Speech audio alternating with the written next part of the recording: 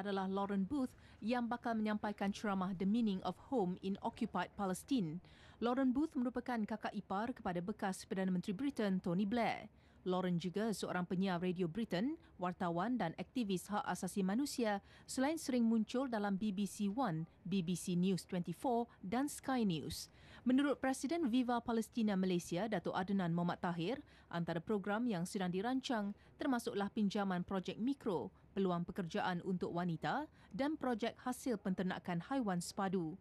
Viva Palestina Malaysia, sebuah gabungan NGO yang melintasi garis bangsa, agama dan politik di Malaysia, bertujuan untuk bekerjasama dengan NGO antarabangsa bagi menangani konflik Israel-Palestin.